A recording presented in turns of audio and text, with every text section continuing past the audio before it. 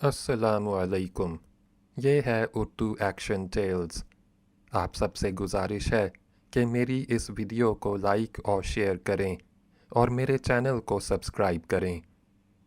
ये है हज़रत सलमान फ़ारसी रज़ियल्लाहु अन्हु की इस्लाम कबूल करने की ईमान अफ़रोज़ दास्तान और हज़रत मुहम्मद सल्लल्लाहु अलैहि वसल्लम की सवानह उमरी चौयाए हक़ जो मौलाना अब्दुल हलीम शरर ने बतौर नावल लिखी है।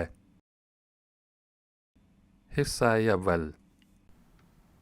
बाब नंबर 15। ख़त का इंतज़ार। ये ख़त पढ़ के बहीरा सन्नाटे में आ गया और चंद मिनट के हसरतनाक सकूत के बाद अस्ताफ़ानूस से कहा, इसमें तो शक नहीं कि इनोसेंट ने अपने कत्ल का खुद ही सामान किया। वो रहबानियत के अहद को तोड़ के शहवत परस्त हो गया और दरबार इब्न अल्लाह से सज़ा मिली, मगर मुझे उसके मारे जाने का अफसोस है, ख़ुसूसन इसलिए कि वो शहादत से महरूम रहा और इतने दिनों यहाँ रहने के बाद उसका अंजाम अच्छा ना हुआ।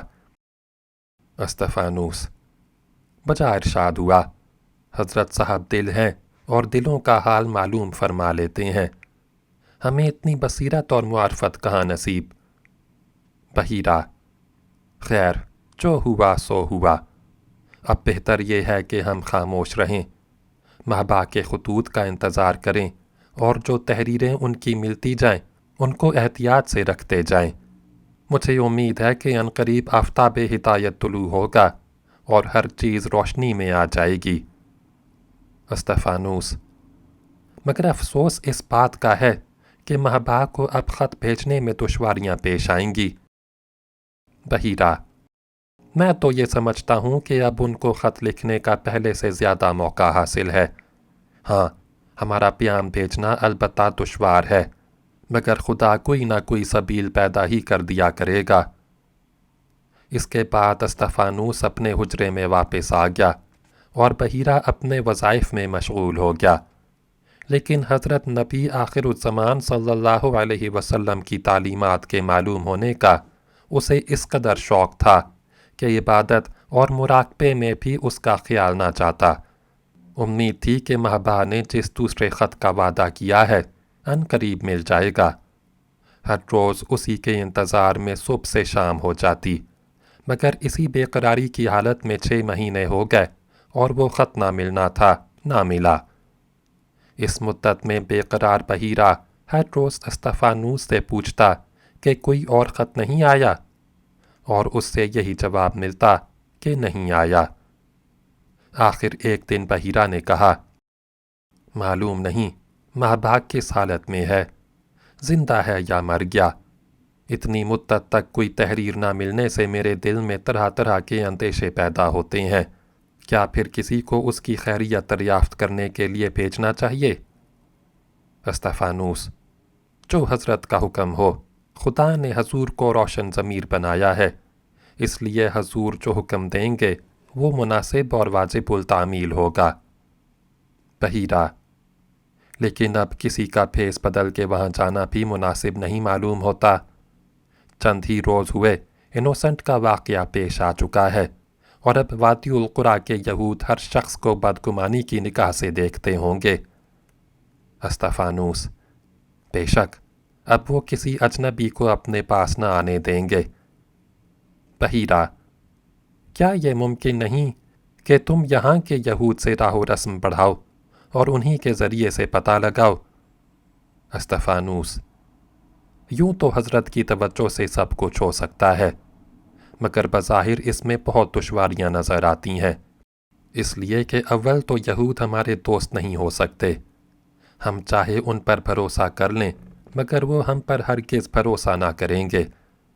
दूसरा अंदेशा ये है कि अगर उनको ज़रा भी पता लग गया कि महबा हमसे कुछ इलाका रखता है, तो फ़ौरन वादियुल कुरा के भाइयों को उसकी खबर कर देंगे, और क्या अजब कि फिर महबा की ज़िंदगी भी ख़तरे में पड़ जाए। हज़रत को दुनिया से अलग रहने के बाइस यहूद की हालत का अंदाज़ा नहीं है। वो निहायत ही मुतासब, सख्त बेवफा और हद दर्जा के दगाबाज हैं। बहीरा, तो फिर अरब के बुत परस्तों ही से काम लो जो इधर से गुजरा करते हैं।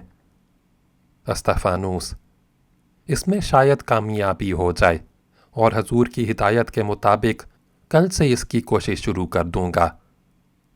अब फिर अस्तफानूस ने बसरा की गलियों और कारवां सराओं में चक्कर लगाना शुरू किया। यूं तो बहुत से अरब मिले, मगर कोई ऐसा ना मिला जिससे काम निकल सकता। वो किसी ऐसे ताजिर को ढूंढता था जिसकी शहर बसरा में बिल-इस्तक़लाल आमदोरफ्त रहती हो, साल में 2-1 बार आता जाता हो और यहाँ ऐसा कारोबार रखता हो जिसका सिलसिला 12 महीने जारी रहता हो। गर्ज़ इस कोशिश में भी उसे 2 महीने हो गए और कुछ नतीजा पर आमद ना हुआ। महबा के ख़त के इंतज़ार को अब 10 महीने से ज़्यादा मुद्दत हो गई और जूं जूं दिन गुज़रते जाते हैं तशवीश बढ़ती जाती है। इसी असना में एक रोज़ अस्तफानूस दिन भर बसरा की खाक छान के वापस आया और चूँकि शाम हो गई थी इसलिए आते ही सीधा गिरजे में गया। शाम की नमाज पढ़ाई और अपनी खानकाह को रवाना हुआ। हिलाली महीने का दूसरा हफ्ता शुरू हुआ था और अध कटा चांद सक़्फ़े फलक के बीचों बीच में कायम था।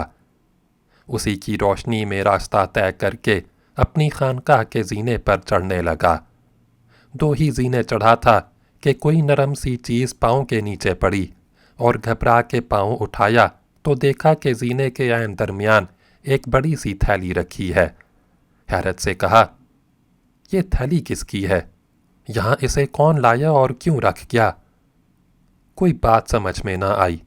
उसे ले के नीचे उतरा और नए राहिब प्योस को आवाज़ दी, जो उसी खानकाह के एक नीचे वाले हुजरे में रहता था और फ़िलहाल इनोसेंट की जगह वारिद व सादिर की खबरगीरी करता था।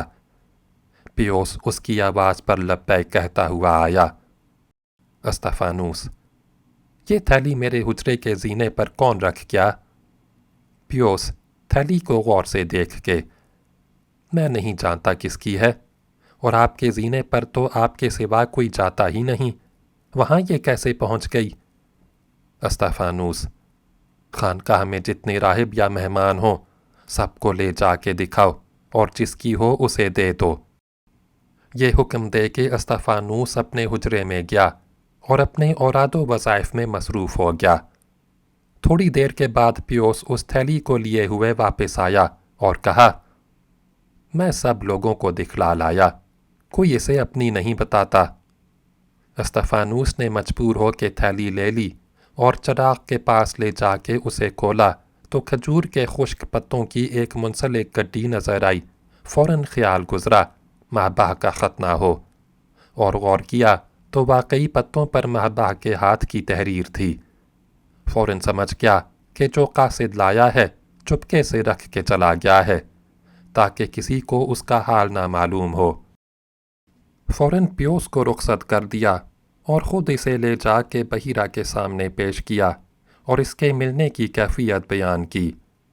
बहीरा, तुमने इसे पढ़ा भी? अस्तफानूस, मैं बगैर हज़रत की इजाज़त के कैसे पढ़ सकता था? बहीरा, तो अच्छा तुम ही पढ़ के मुझे सुना दो। तुमसे कोई बात पोशीदा नहीं है और ना तुमसे मैं किसी बात को छुपाना चाहता हूँ। शेख और मुर्शिद से इजाज़त पाते ही अस्तफानूस ने उस नए ख़त को पढ़ना शुरू किया जिसके अल्फाज ये थे।